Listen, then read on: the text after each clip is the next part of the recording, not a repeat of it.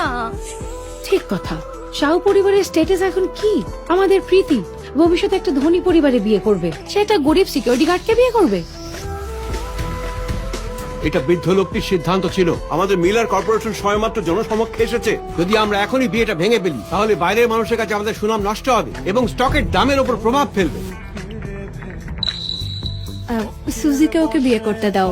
যদিও মিলার পরিবারের ও এক মেয়ে, কিন্তু ছোটবেলা থেকে গ্রামেই মানুষও।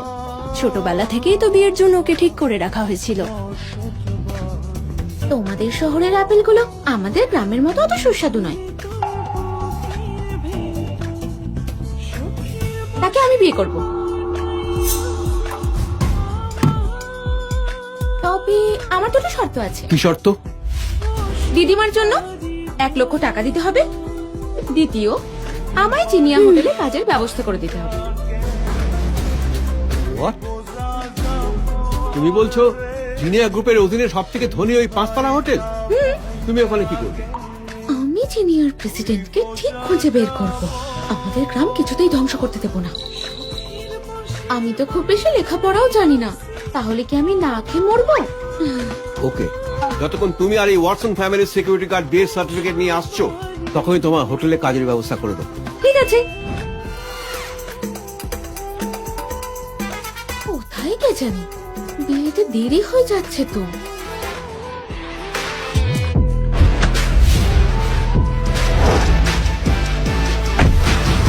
মিস্টার ওয়াটসন, আপনি এরকম পোশাক পরে আছেন কেন? তুমি কি জানো, চোখ মুখ বন্ধ করে বিয়ে করাটা উচিত নয়, কিন্তু আমি ওই বৃদ্ধ মানুষটার বিরুদ্ধে যেতে পারবো না শাহু পরিবারকে আরো পিছিয়ে দিতে। মনে রাখবে, আমি আর এখন জিনিয়া গ্রুপের প্রেসিডেন্ট নই, সিকিউরিটি গার্ড। এইটাকে এবার সরা।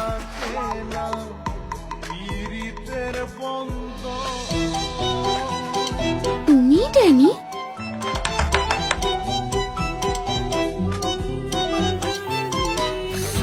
হ্যাঁ, সুজি। চলো হাজবেন্ড, বিয়েটা সেরে নি। আরে 1 মিনিট। এই শহরের লোকজন এত স্লো না, বিয়েতে দেরি হয়ে যাবে তো। আরে একটু দাঁড়াও।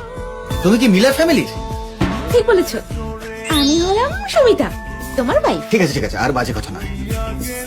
তুমি কি দেখতে পাচ্ছ না আমি কি পরে আছি? তুমি লোকজনকে এত ছোট করো কেন? আমি নিজেও তো গ্রাম থেকেই এসেছি। এই তো সিকিউরিটি গার্ড। আরে আমি পড়তে জানি। তোমার কোনো আপত্তি নেই? আরে আপত্তি আবার কিসের?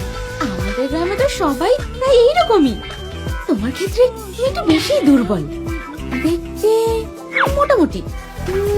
বাকি সবকিছু ঠিক আছে। তুমি কি আমার চেহারা নিয়ে অভিযোগ করছো? হ্যাঁ, ঠিক আছে। আমি তোমাকে বলে দিই, বিয়েটা কোনো ছেলে খেলা নয়। আজ একবার তুমি এই দরজা দিয়ে পা রাখলে বাজে না, বকে ভিতরে এসো। আরে তোমার গায়ে এত শক্তি কি করে এলো? তোমাদের এই শহুরে গ্রামীণ জুটি খারাপ লাগছে না? আরবান কনস্ট্রাকশন তোমাদের উপর নির্ভর করছে। Thank you.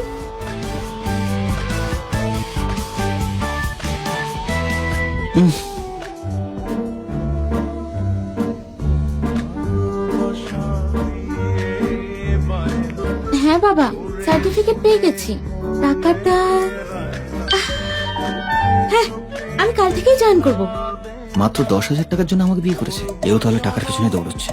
যদি আমাকে দাদু না দিব্যি দিতেন তাহলে এই গ্রামের মেয়েটাকে আমি কখনোই বিয়ে করতাম না। বলছি, আমরা কোথায় থাকবো? তুমি কি এখনো আমার সাথেই থাকতে চাও? একদম। আমাদের গ্রামে তো বিয়ের পর সবাই একসঙ্গেই থাকে।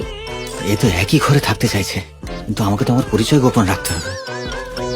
একটু অপেক্ষা করো।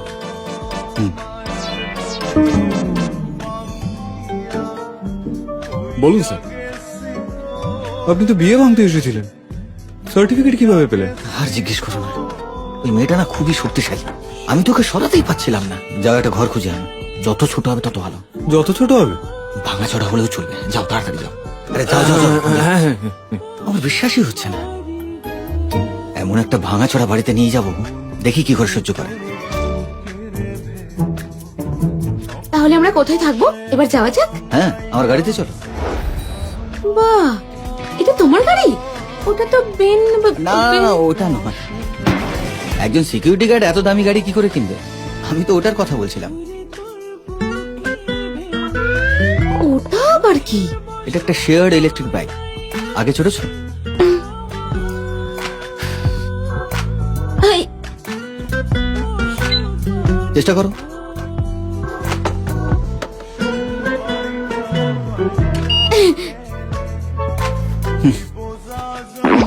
বাহ, গাধায় চড়ার চেয়ে এটা কি আরামদায়ক। গাধা চড়েছো কি?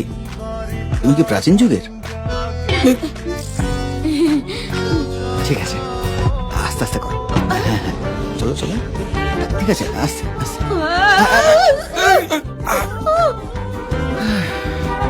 আরে আস্তে চালাও।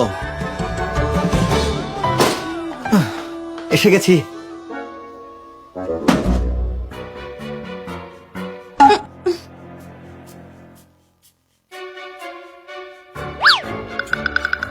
তুমি এখানে থাকো?